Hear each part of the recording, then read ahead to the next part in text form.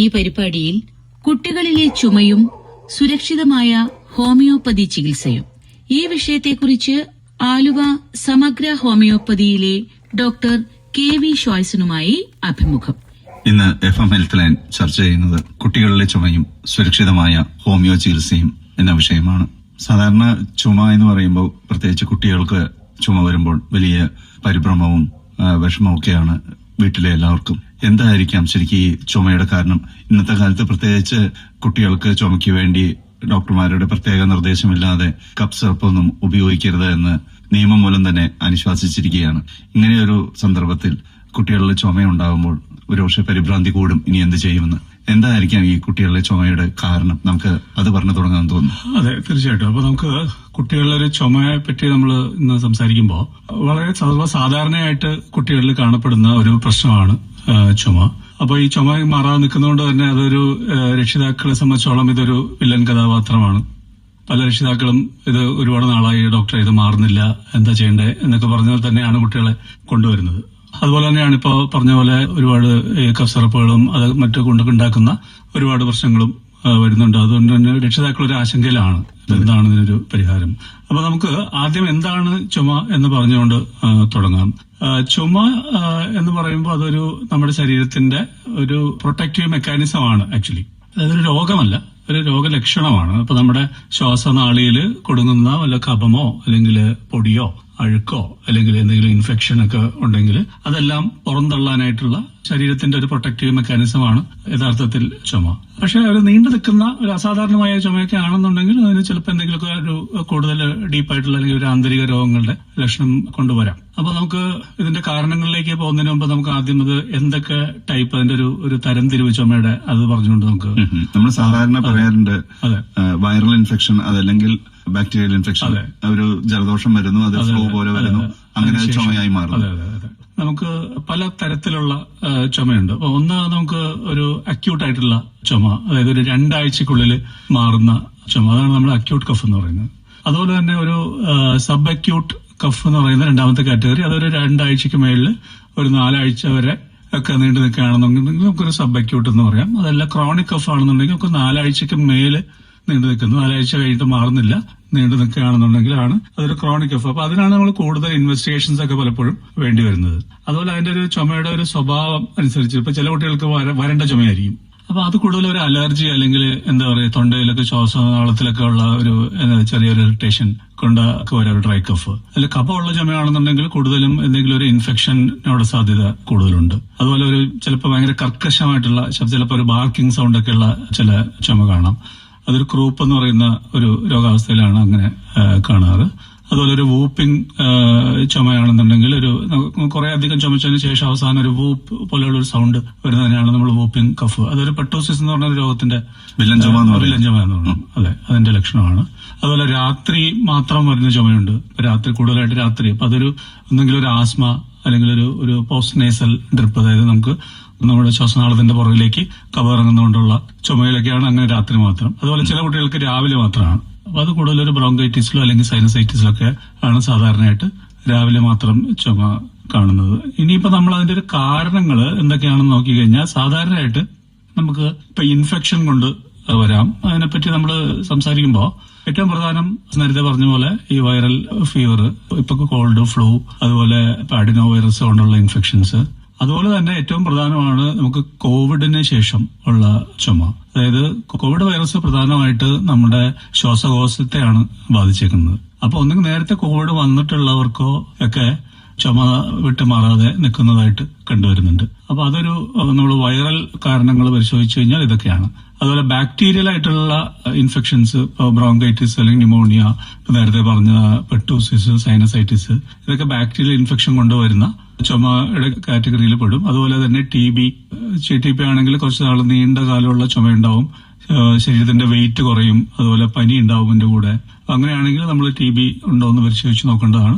അതുപോലെ അലർജി കൊണ്ടുള്ള ഇപ്പൊ ചുമയാണെങ്കിൽ ഇപ്പൊ അതിൽ നമുക്ക് അലർജിക് റൈനൈറ്റിസ് അല്ലെങ്കിൽ സൈനസൈറ്റിസ്, അപ്പൊ അതിൽ നമുക്കിപ്പോ മൂക്കിൽ നിന്ന് ഉള്ള ഒരു ഡിസ്ചാർജ് പുറത്തേക്കും അകത്തേക്കും ഒക്കെ വായിലേക്കും ഒക്കെ ഇറങ്ങുന്ന തരത്തിലുള്ള ലക്ഷണങ്ങൾ കാണാം ചുമയോടനുബന്ധിച്ച്. അതുപോലെ ഇപ്പൊ ആസ്മയാണെന്നുണ്ടെങ്കിൽ ഇപ്പൊ ഒരു ചുമയോടൊപ്പം ശ്വാസം മുട്ടല്, വീസിങ് ഒക്കെ അനുഭവപ്പെടാം. അതുപോലെ ചിലർക്ക് ഒരു ചുമയ്ക്ക് ഒരു അറ്റോപിക് കഫ് എന്ന് പറയുന്ന ഒരു കാറ്റഗറി ഉണ്ട്. അത് ചുമയോടൊപ്പം നമുക്ക് സ്കിൻ കംപ്ലൈന്റ്സ് കൂടി, അതായത് എക്സിമയോ അല്ലെങ്കിൽ ചിലപ്പോൾ ചിലർക്ക് ഫുഡ് അലർജീസ് ഇതിനോടൊപ്പം കോൺസ്റ്റന്റ് ആയിട്ട് കാണും. അപ്പൊ അതൊരു അറ്റോപിക് കഫ് എന്നൊരു കാറ്റഗറിയിലാണ്. അതുപോലെ തന്നെ ഇപ്പൊ ചില എന്താ പറയാ ഒരു മെക്കാനിക്കൽ കോസ് ഉണ്ട്. അതായത് എന്തെങ്കിലും ഒരു ഫോറിൻ ബോഡി നമ്മുടെ ഉള്ളിലേക്ക് പോയി കഴിഞ്ഞാലും നമുക്ക് കഫ് വരാം. അതുപോലെ ഒരു പാരിസ്ഥിതിക കാരണങ്ങൾ, അതായത് ഒരു പുക അല്ലെങ്കിൽ ഒരുപാട് പൊടിയൊക്കെ ഉള്ള അന്തരീക്ഷത്തിൽ താമസിക്കുന്ന ആൾക്കാർക്ക്, അല്ലെങ്കിൽ അഗർബത്തി, പെർഫ്യൂം അതൊക്കെ സ്ഥിരമായിട്ട് ശ്വസിക്കുന്ന ആൾക്കാർക്ക്, അതൊക്കെയാണ് ഒരു പാരിസ്ഥിതിക കാരണങ്ങൾ കൊണ്ട് വരുന്ന ചുമയുടെ കാരണങ്ങൾ. അതുപോലെ തന്നെ ഒരു ആസിഡ് റിഫ്ലക്സ് കൊണ്ട് ചിലർക്ക് ചുമ വരും. അതായത് കൂടുതലും ഭക്ഷണത്തിന് ശേഷം കിടക്കുമ്പോൾ വരുന്ന ചുമ. അപ്പൊ അത് GERD എന്ന് പറയുന്ന ഒരു അസുഖം കൊണ്ട് വരുന്ന ചുമയാണ്. അതുപോലെ തന്നെ പ്രത്യേകിച്ച് ഇപ്പൊ നമ്മൾ കുട്ടികളുടെ കേസിൽ ഈ പറഞ്ഞതൊന്നും അല്ലാതെ മാനസികമായിട്ടുള്ള കാരണങ്ങൾ കൊണ്ട് ചുമ വരുന്ന ഒരുപാട് കുട്ടികളുണ്ട്. ഇപ്പൊ ഭയം കൊണ്ട്, ഉത്കണ്ഠ കൊണ്ട്, പലപ്പോഴും വീട്ടിൽ നിന്നുള്ള ഒരു സെപ്പറേഷൻ ആങ്സൈറ്റി കൊണ്ട്, അല്ലെങ്കിൽ ടീച്ചറെ പേടിയായതുകൊണ്ട്, അല്ലെങ്കിൽ ചില കുട്ടികൾക്ക് പെർഫോമൻസ് ആങ്സൈറ്റി ഉണ്ട്. അപ്പൊ അതൊക്കെ പലപ്പോഴും ഈ ചുമയുടെ ഒരു കാരണം നമ്മൾ അന്വേഷിച്ച് ചെല്ലുമ്പോൾ ഈ തരത്തിലുള്ള ഒരു ഉത്കണ്ഠയും ഭയവും ഒക്കെ കണ്ടുവരാറുണ്ട്. ഈ ചുമ നമ്മൾ ഏറ്റവും കൂടുതൽ ശ്രദ്ധിക്കേണ്ടത് എത്ര കാലം നീണ്ടു നിൽക്കുമ്പോഴാണ്?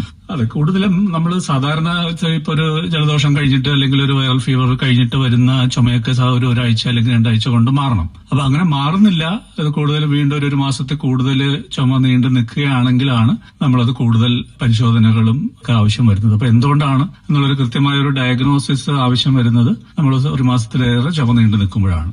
അപ്പൊ അതിൽ നമ്മൾ എക്സാമിനേഷൻസിലേക്ക് പോകുമ്പോൾ നമുക്ക് ഏറ്റവും പ്രധാനമായിട്ട് ഒരു ചെസ്റ്റ് എക്സ്റേ എടുക്കേണ്ടി വരും. അപ്പോൾ അവിടെ ഒരു ന്യൂമോണിയ ഉണ്ടോ, അല്ലെങ്കിൽ ഒരു ഫോറിൻ ബോഡി അകത്ത് ചെന്നിട്ടുണ്ടോ, അതുപോലെ തന്നെ അതിനോടൊപ്പം നമുക്ക് ഇപ്പൊ രക്തപരിശോധന, ഇപ്പൊ കംപ്ലീറ്റ് ബ്ലഡ് കൗണ്ട് നോക്കണം, എന്തെങ്കിലും ഇൻഫെക്ഷൻ ഉണ്ടോ, അതോ അലർജി ആണോ. അപ്പൊ അലർജി ആണെന്നുണ്ടെങ്കിൽ നമ്മൾ ബ്ലഡിൽ IgE ആന്റിബോഡി പരിശോധിച്ച് നോക്കും. അപ്പൊ അലർജി ഉള്ള ആൾക്കാരാണെങ്കിൽ അത് കൂടുതലായിരിക്കും. അതുപോലെ ശ്വാസം മുട്ടാണ് നമ്മൾ സസ്പെക്ട് ചെയ്യണമെന്നുണ്ടെങ്കിൽ നമുക്കൊരു സ്പൈറോമെട്രി ടെസ്റ്റ് ചെയ്യാം. ഇപ്പൊ TB ആണെന്നുണ്ടെങ്കിൽ മാൻഡോക്സ് ടെസ്റ്റും അതുപോലെ ബ്ലഡ് ടെസ്റ്റും എക്സ്റേയും ഒക്കെ നോക്കാം. അപ്പൊ ഇത്രയും ആണ് സാധാരണഗതിയിൽ വേണ്ടിവരുന്ന ഇൻവെസ്റ്റിഗേഷൻസ് നീണ്ടു നിൽക്കുന്ന ചുമയിൽ. സാധാരണ എങ്ങനെയാണ് കുട്ടികളിലെ ഇതിന്റെ മാനേജ്മെന്റ്? കാരണം ഇപ്പൊ പറഞ്ഞ പോലെ അടുത്ത കാലത്ത് ഇപ്പൊ കപ്സിറപ്പൊന്നും അങ്ങനെ ഉപയോഗിക്കാൻ പാടില്ല എന്ന് പറയുന്നു. സാധാരണ ഹോമിയോ രീതിയിൽ എങ്ങനെയാണ് സുരക്ഷിതമായിട്ട് എങ്ങനെ ചുമ കുട്ടികൾക്ക് വരുമ്പോൾ കൈകാര്യം ചെയ്യുന്നത്? ചുമയെ സംബന്ധിച്ചോളം ഹോമിയോപ്പതിയിൽ വളരെ എളുപ്പം മാനേജ് ചെയ്യാവുന്ന ഒരുപാട് മരുന്നുകൾ നമുക്ക് ഹോമിയോപ്പതിയിലുണ്ട്. അപ്പോൾ ഒരു കഫ് സിറപ്പോ അല്ലെങ്കിൽ ഒരു സ്പെസിഫിക് ആയിട്ടുള്ള ഒരു കഫ് മെഡിസിൻ എന്നുള്ള രീതിയിലല്ല ഹോമിയോപ്പതി ഇതിനെ അപ്രോച്ച് ചെയ്യുന്നത്. ഹോമിയോപ്പതിയിൽ എപ്പോഴും മറ്റു രോഗങ്ങളിൽ നിന്ന് പോലെ തന്നെ ചുമയാണെങ്കിലും ഒരു വ്യക്തി അധിഷ്ഠിതമായ ചികിത്സയാണ് നൽകുന്നത്. അപ്പോൾ അതിൽ ഏറ്റവും പ്രധാനം നമ്മളിപ്പോ ചുമയായിട്ട് ഒരു കുട്ടിയെ കൊണ്ടുവരുമ്പോൾ ആദ്യം നമുക്ക് ഒരു അക്യൂട്ട് കഫ് ആണോ ക്രോണിക് കഫ് ആണോ എന്നുള്ളതാണ് ആദ്യം നോക്കേണ്ടത്. അപ്പൊ അക്യൂട്ട് കഫ് ആണെങ്കിൽ നമുക്ക് അധികം ചോദ്യങ്ങളൊന്നും ചോദിക്കേണ്ട ആവശ്യമില്ല. നമുക്ക് ഏറ്റവും പ്രധാനമായിട്ട് അറിയേണ്ടത് അതിന്റെ കാരണം എന്താണ്, എന്തുകൊണ്ടാണ്, ഇപ്പൊ പനി കഴിഞ്ഞിട്ടുള്ളതാണോ, ഇനി അതല്ല ഇനി തണുപ്പടിച്ചിട്ടാണോ, തണുത്ത വെള്ളം കഴിച്ചിട്ട് അതാണോ, എന്താണ് അതിന്റെ ഒരു കാരണം എന്നുള്ളത് ചോദിക്കുക. അതുപോലെ ഈ ചുമ തുടങ്ങിയതിന് ശേഷം അതിന്റെ ഒരു കഫിന്റെ നേച്ചർ, ഡ്രൈ കഫാണോ അല്ലെങ്കിൽ കഫമുണ്ടോ, ഏത് സമയത്താണ്, രാവിലെയാണോ കൂടുതൽ, അല്ലെങ്കിൽ ഉറക്കത്തിലാണോ, അല്ലെങ്കിൽ നടക്കുമ്പോഴാണോ, അതുപോലെ ഈ ചുമ തുടങ്ങിയതിന് ശേഷം ദാഹം കൂടുതലുണ്ടോ, ദാഹം കുറവുണ്ടോ, അതോടൊപ്പം ഈവൻ നമ്മൾ ആ കുട്ടിയുടെ ഒരു മാനസിക പ്രകൃതം, ചുമ വന്നതിന് ശേഷം കുട്ടി ഇറിറ്റബിൾ ആണോ, അല്ലെങ്കിൽ കൂടുതൽ ആങ്ഷ്യസ് ആണോ, ഫിയർഫുൾ ആണോ, അങ്ങനെയുള്ള ഒരു ചോദ്യങ്ങളെല്ലാം ചോദിച്ച് അത് കണക്കിലെടുത്തിട്ടാണ് നമ്മൾ ഹോമിയോപ്പതിയിൽ അക്യൂട്ട് കഫിന് മെഡിസിൻ കൊടുക്കുന്നത്. അപ്പൊ ആ മെഡിസിന്റെ ഒരു സെലക്ഷൻ കറക്റ്റ് ആണെങ്കിൽ വളരെ പെട്ടെന്ന് തന്നെ ചുമ മാറും. അതാണ് പലപ്പോഴും രക്ഷിതാക്കൾക്ക് ഇപ്പൊ കുട്ടികൾക്ക് ചുമ വരുമ്പോൾ ഇപ്പൊ ഹോമിയോ മരുന്ന് കൊടുത്തു കഴിഞ്ഞാൽ പെട്ടെന്ന് മാറുമോ എന്ന് സംശയമുണ്ട്. പക്ഷെ അതിന്റെ ആവശ്യമില്ല. ശരിക്കും പറഞ്ഞാൽ വളരെ എളുപ്പം മെഡിസിന്റെ സെലക്ഷൻ കറക്റ്റ് ആണെന്നുണ്ടെങ്കിൽ വളരെ എളുപ്പം തന്നെ 1-2 ദിവസം കൊണ്ട് തന്നെ ചുമ പൂർണ്ണമായിട്ടും മാറ്റാൻ സാധിക്കുന്ന മരുന്നുകൾ ഹോമിയോപ്പതിയിലുണ്ട്. അതുപോലെ ക്രോണിക് കഫ് ആണെന്നുണ്ടെങ്കിൽ ഇപ്പൊ നമ്മൾ നേരത്തെ പറഞ്ഞ ഒരു 4 ആഴ്ചയ്ക്ക് മേലിൽ നീണ്ടു നിൽക്കുന്ന ചുമയാണെങ്കിൽ അപ്പോൾ നമ്മളുടെ മെഡിസിന്റെ സെലക്ഷൻ കുറച്ചും കൂടി വ്യത്യസ്തമാണ്. അപ്പൊ നമ്മൾ ഈ പറഞ്ഞ കാര്യങ്ങളെല്ലാം ചോദിക്കും. അതിനോടൊപ്പം ആ കുട്ടിയുടെ ജനനം മുതലായിട്ടുള്ള മറ്റു കാര്യങ്ങൾ, ആ കുട്ടിയുടെ ഒരു ശാരീരിക മാനസികമായിട്ടുള്ള പ്രത്യേകതകൾ, അവന്റെ പൊതുവെയുള്ള സ്വഭാവം, അങ്ങനെയുള്ള കാര്യങ്ങൾ, അവരെന്തൊക്കെ കാര്യങ്ങളോടാണ് പേടിയുള്ളത്, ഉത്കണ്ഠയുള്ളത്, മറ്റു കുട്ടികളോടോ അല്ലെങ്കിൽ മറ്റുള്ള സൊസൈറ്റിയിലൊക്കെ അവൻ പെരുമാറുന്നത് എങ്ങനെയാണ്, ഇൻട്രോവേർട്ടഡ് ആണോ, എക്സ്ട്രോവേർട്ടഡ് ആണോ, ഒരുപാട് സംസാരിക്കുന്ന പ്രകൃതമാണോ, അങ്ങനെ തുടങ്ങിയിട്ടുള്ള ഒരു മാനസികമായിട്ടുള്ള ഓരോരുത്തർക്കും ഒരു ഇൻഡിവിജ്വാലിറ്റി ഉണ്ടല്ലോ. അപ്പൊ അതാണ് നമ്മൾ നേരത്തെ ഞാൻ പറഞ്ഞ ഒരു വ്യക്തിയാധിഷ്ഠിതമായ ഒരു ചികിത്സ എന്ന് പറയുന്നത്. അപ്പൊ ഇതെല്ലാം കണക്കിലെടുത്തുകൊണ്ട് മെഡിസിൻ കൊടുക്കുമ്പോഴായിരിക്കും ഇത് പൂർണ്ണമായിട്ട് മാറുക. അപ്പൊ അങ്ങനെ നമ്മളൊരു മെഡിസിൻ കൊടുത്ത് കഴിയുമ്പോൾ ഇപ്പോഴുള്ള ചുമ മാറുക മാത്രമല്ല, ഹോമിയോപ്പതിയുടെ ഏറ്റവും വലിയൊരു അഡ്വാൻറ്റേജ് എന്ന് പറയുന്നത് അതോടൊപ്പം ആ കുട്ടിക്ക് ഒരു പ്രതിരോധ ശേഷി ഡെവലപ്പ് ചെയ്യുകയാണ്. അപ്പൊ ഭാവിയിൽ കൂടെ ചുമ വരാനായിട്ടുള്ള സാധ്യത വളരെ കുറയുകയും ചെയ്യും. അതൊരു റെഗുലർ ഇന്റർവെല്ലിൽ മരുന്ന് കഴിച്ചു കഴിഞ്ഞാൽ നമുക്കത് പൂർണ്ണമായിട്ടും തന്നെ അത് മാറ്റിയെടുക്കാം. അതോടൊപ്പം മെഡിസിൻ വളരെ സേഫ് ആണെന്നുള്ളതാണ് നമുക്ക് എടുത്തു പറയേണ്ട ഒരു കാര്യം. അപ്പൊ അതുകൊണ്ട് തന്നെ ഇപ്പൊ ഇന്ന് ജനിച്ച കുട്ടിക്ക് പോലും നമുക്ക് വളരെ സേഫ് ആയിട്ട് മരുന്ന് കൊടുക്കാം. അപ്പൊ മെഡിസിന്റേതായിട്ടുള്ള യാതൊരുവിധ ഒരു ഹാർംഫുൾ എഫക്റ്റും ഉണ്ടാവുന്നില്ല. ഈ ചുമക്കുള്ള മരുന്ന് കൊടുക്കുമ്പോൾ ഏറ്റവും വലിയ പ്രയാസം പലപ്പോഴും കുട്ടികൾ ഇങ്ങനെ ഉറക്കം തൂങ്ങിയിരിക്കും, സെഡേഷൻ. അപ്പൊ ഹോമിയോ മരുന്ന് കൊടുക്കുമ്പോൾ ഇത്തരം സൈഡ് എഫക്ട്സ് എന്ന് വേണമെങ്കിൽ പറയാം, ഇങ്ങനെ ഒരു ഉറക്കം തൂങ്ങലൊക്കെ ഉണ്ടാകാൻ സാധ്യത ഒരു കാരണവശാലും ഇല്ല. അതാണ് അതിന്റെ ഹോമിയോപ്പതിയുടെ ഏറ്റവും വലിയ ഒരു അഡ്വാൻറ്റേജ് ഉള്ളത്. അതായത് അതിലൊരു സെഡേറ്റീവോ അതല്ലെങ്കിൽ എന്തെങ്കിലും മറ്റു തരത്തിലുള്ള ശരീരത്തിന് ദോഷം വരുന്ന യാതൊരുവിധ ഇൻഗ്രീഡിയന്റും ഹോമിയോപ്പതി മരുന്നിലില്ല. അപ്പൊ അതുകൊണ്ട് തന്നെ കുട്ടികൾക്ക് ഇപ്പൊ ഈ മരുന്ന് കഴിച്ചുകൊണ്ട് തന്നെ സ്കൂളിൽ പോവാം, അവർ ആക്റ്റീവ് ആയിരിക്കും, ഒട്ടും ക്ഷീണം ഉണ്ടാവുന്നില്ല. അതുപോലെ നമ്മളിപ്പോ കഫ് സിറപ്പുകളൊക്കെ കൊടുക്കുമ്പോൾ ഇപ്പൊ ഇവന്റെ ചുമ മാറിയാലും കുറച്ച് ദിവസം എടുക്കും അവർക്ക് അതിന്റെ ഒരു ക്ഷീണം ശരീരത്തിൽ നിന്ന് വിട്ടുമാറാനായിട്ട്. കുറച്ച് മയക്കവും ഒരു തളർച്ചയും ലേസിനെസ്സും ഒക്കെ ഉണ്ടാവും. പക്ഷെ ഈ ഹോമിയോപ്പതിയിൽ അങ്ങനെ ഒരു പ്രശ്നമേ ഉദിക്കുന്നില്ല. കാരണം ചുമ മാറുന്നതിനോടൊപ്പം തന്നെ അവർ വീണ്ടും ഊർജ്ജസ്വലരായിട്ട് അവർക്ക് പഠിത്തവും മറ്റു കാര്യങ്ങളും ഒക്കെ തുടരാൻ സാധിക്കും. ഈ ചുമയുണ്ടാകുമ്പോൾ നമ്മൾ ഏതെങ്കിലും അവർക്ക് പ്രത്യേകിച്ച് ഒരു ഭക്ഷണക്രമം നിർദ്ദേശിക്കാറുണ്ടോ? എന്തെങ്കിലും ഭക്ഷണം ഒഴിവാക്കാനോ അതല്ലെങ്കിൽ ഏതെങ്കിലും കൂടുതൽ കഴിക്കാനോ അങ്ങനെ നിർദ്ദേശിക്കാറുണ്ടോ? തീർച്ചയായിട്ടും നിർദ്ദേശിക്കാറുണ്ട്. അതും ഈ പറഞ്ഞ പോലെ തന്നെ ഓരോ കുട്ടിയുടെയും നേച്ചർ അനുസരിച്ചിട്ട് വ്യത്യാസപ്പെട്ടിരിക്കും. അതായത് ഇപ്പൊ ചുമ വരാനുള്ള കാരണം ഓരോ കുട്ടിക്കും വ്യത്യസ്തമാണ്. ഇപ്പൊ ചില കുട്ടികൾക്ക് ഇപ്പൊ തണുപ്പിനോട് എക്സ്പോഷർ വരുമ്പോഴായിരിക്കും ചുമ വരിക. ഇപ്പൊ ചില കുട്ടികൾക്ക് ചിലപ്പോ ഒരുപാട് വിയർത്തിന് ശേഷമായിരിക്കും ചുമ വരിക. അപ്പൊ അങ്ങനെയുള്ള സാഹചര്യങ്ങൾ ഒഴിവാക്കുക. അപ്പൊ കൂടുതൽ പൊടിപടലങ്ങളുള്ള ഒരു സ്ഥലത്ത് കളിക്കുമ്പോഴായിരിക്കും അതായത് ട്രിഗറിംഗ് ഫാക്ടേഴ്സ് നമ്മൾ ഓരോ കുട്ടിയിലും എന്താണെന്ന് കണ്ടെത്തി അത് ട്രീറ്റ്മെന്റിന്റെ ആ ഒരു കാലയളവിലും മാത്രം അത് ഒഴിവാക്കാൻ പറയും. പക്ഷെ നമ്മളൊരു ചികിത്സ കഴിയുമ്പോഴത്തേക്കും ഇങ്ങനെയുള്ള സാഹചര്യങ്ങളോട് എക്സ്പോസ്ഡ് ആയ പോലും ചുമ വരാത്ത രീതിയിലേക്ക് നമുക്ക് അവരുടെ ഒരു ഇമ്മ്യൂൺ സിസ്റ്റം കൊണ്ടുവരാൻ സാധിക്കും. അതാണ് ഹോമിയോപ്പതിയുടെ അഡ്വാൻറ്റേജ്. സാധാരണ ഇങ്ങനെ നെബുലൈസ് ചെയ്യുക അല്ലെങ്കിൽ ആവി പിടിക്കല അങ്ങനെയൊക്കെ പറയാറുണ്ട്. ഹോമിയോപ്പതി അങ്ങനെ നിർദ്ദേശിക്കാറുണ്ടോ? തീർച്ചയായിട്ടും. അതായത് നമുക്ക് നെബുലൈസ് ചെയ്യേണ്ട ആവശ്യമില്ല. പക്ഷെ ആവി പിടിക്കുന്നത് എപ്പോഴും അങ്ങനെ ഒരു തീവ്രമായിട്ടുള്ള ചുമയുള്ള സമയത്ത് ഒരു ആശ്വാസം കിട്ടാനായിട്ട് അത്രയും ഇന്റൻസ് ആയിട്ടുള്ള ചുമയാണെന്നുണ്ടെങ്കിൽ നമുക്ക് ആവി പിടിക്കാൻ നിർദ്ദേശിക്കാറുണ്ട്. സാധാരണ ഈ ഡോക്ടർ പറഞ്ഞു പലതരം ചുമകൾ പറഞ്ഞു, ഇപ്പൊ ക്രോണിക് ആയിട്ടുള്ള ചുമയുടെ കാര്യം പറഞ്ഞു. അങ്ങനെയാണെങ്കിൽ നമുക്ക് എത്ര കാലം ഈ മരുന്ന് ഉപയോഗിക്കേണ്ടി വരും? സ്ഥിരമായിട്ട് മരുന്ന് ഉപയോഗിക്കേണ്ടി വരുമോ? അതേക്കുറിച്ച് പറയാം. ഒരു കാരണവശാലും നമുക്ക് ഒരു സ്ഥിരമായിട്ട് മരുന്ന് ഉപയോഗിക്കേണ്ട ഒരു ആവശ്യം വരുന്നില്ല. കാരണം ഇപ്പൊ ഒരു ഉദാഹരണം പറഞ്ഞാൽ നമുക്കിപ്പോ ഒരു 2 വർഷമായിട്ട് വിട്ടുമാറാത്ത ചുമയായിട്ടാണ് ഒരു കുട്ടി വരുന്നതെങ്കിൽ നമ്മൾ അവന്റെ ഒരു ശരീരപ്രകൃതം അനുസരിച്ചിട്ട് അല്ലെങ്കിൽ ചുമയുടെ നേച്ചറും എല്ലാം കൺസിഡർ ചെയ്തിട്ടുള്ള ഒരു മെഡിസിൻ സെലക്ട് ചെയ്ത് കൊടുക്കുമ്പോൾ ആദ്യത്തെ കുറച്ച് ദിവസങ്ങൾക്കുള്ളിൽ തന്നെ ചുമയുടെ ശക്തി കുറയും, അതിന്റെ ഒരു ഇന്റൻസിറ്റി ഒക്കെ കുറയും, അതിന്റെ ഫ്രീക്വൻസി കുറയും, ഡ്യൂറേഷൻ കുറയും. അപ്പൊ അങ്ങനെ കുറഞ്ഞു വരുന്നതനുസരിച്ചിട്ട് നമ്മൾ മെഡിസിൻ കുറച്ചും കൂടി ഡോസ് കുറച്ച് കൊണ്ടുവന്ന് ഒബ്സർവ് ചെയ്ത് ഒരു മേ ബി ഒരു 3-4 മാസത്തെ ഒരു കാലയളവ് മതിയാവും നമുക്കത് പൂർണ്ണമായിട്ട് വിട്ടുമാറാനായിട്ട്. അപ്പൊ അത് എപ്പോഴും രക്ഷിതാക്കൾ ശ്രദ്ധിക്കുന്നത് ഡോക്ടറുടെ നിർദ്ദേശം ഇല്ലാതെ മരുന്നിന്റെ ഡോസിൽ മാറ്റം വരുത്താനോ അല്ലെങ്കിൽ മരുന്ന് നിർത്താനോ പാടില്ല. പലപ്പോഴും സംഭവിക്കുന്നത് കുറച്ചൊന്ന് ആശ്വാസമായി കഴിയുമ്പോൾ പിന്നെ മരുന്ന് മറന്നുപോകും. പിന്നെ വീണ്ടും ചുമ വരുമ്പോഴായിരിക്കും പിന്നെ ഡോക്ടർ അടുത്ത് വരിക. അപ്പൊ ഡോക്ടറുടെ നിർദ്ദേശം കൃത്യമായിട്ട് പാലിച്ച് മരുന്ന് കഴിക്കുകയാണെന്നുണ്ടെങ്കിൽ അത് പൂർണ്ണമായിട്ടും തന്നെ ഫലം കിട്ടുന്നതാണ്. അതുപോലെ ഞാനൊരു എക്സാമ്പിള് പറയാം. നമ്മുടെ മെഡിസിന്റെ സെലക്ഷന്റെ രീതി അപ്പൊ കുറച്ചും കൂടി ആൾക്കാർക്ക് മനസ്സിലാവും. ഇപ്പോ ചില മരുന്നുകൾ ഇപ്പൊ അക്കോണൈറ്റ് എന്ന് പറയുന്ന ഒരു മരുന്ന് ഉണ്ട് ഹോമിയോപ്പതിയിൽ. അപ്പൊ അത് അക്കോണൈറ്റിന്റെ ഒരു കഫ് എന്ന് പറയുന്നത് തണുത്ത കാറ്റടിച്ച ശേഷം വരുന്ന ചുമയാണ്. അതുപോലെ വളരെ പെട്ടെന്ന് സഡൻ ആയിട്ട് ചുമ സ്റ്റാർട്ട് ചെയ്യും. അതുപോലെ ചുമയുടെ കൂടെ കുട്ടി ഭയങ്കര റെസ്റ്റ്ലെസ് ആയിരിക്കും. അതുപോലെ പേടി കൊണ്ടുവരുന്ന ചുമ, ഇതിനൊക്കെ നമുക്ക് അക്കോണൈറ്റ് എന്ന് പറയുന്ന മരുന്ന് ഉപയോഗിക്കാം. അതുപോലെ ബ്രയോണിയ എന്ന് പറയുന്ന റെമഡി കൊടുക്കണമെന്നുണ്ടെങ്കിൽ അത് ഡ്രൈ കഫ് ആയിരിക്കണം. അതുപോലെ ചെറിയ മൂവ്മെന്റിൽ തന്നെ ചുമ കൂടും. അതുപോലെ ചുമയുള്ള സമയത്ത് ദാഹം കൂടുതലായിരിക്കും. അപ്പൊ അത് അങ്ങനെയാണ് നമ്മളൊരു മെഡിസിന്റെ ഒരു സെലക്ഷന്റെ രീതി വരുന്നത്. അപ്പൊ ഇങ്ങനത്തെ ഒരു രീതിയിലാണ് ഹോമിയോപ്പതിയിൽ നമ്മൾ മെഡിസിൻ സെലക്ട് ചെയ്യുന്നത്. അതുകൊണ്ടാണ് ഹോമിയോ ഡോക്ടർമാരുടെ അടുത്ത് ചെല്ലുമ്പോൾ ചുമയുടെ കാര്യങ്ങളല്ലാതെ ഒരുപാട് ചോദ്യങ്ങൾ വരുന്നത്. അപ്പൊ രക്ഷിതാക്കൾക്ക് പലപ്പോഴും സംശയമാണ്, ഒരു ചുമയ്ക്ക് വേണ്ടിയിട്ട് ഇത്തരം കാര്യങ്ങളൊക്കെ ചോദിക്കേണ്ട ആവശ്യമുണ്ടോ എന്ന് പറഞ്ഞാൽ എല്ലാ ലക്ഷണങ്ങളും മനസ്സിലാക്കണം. അതെ.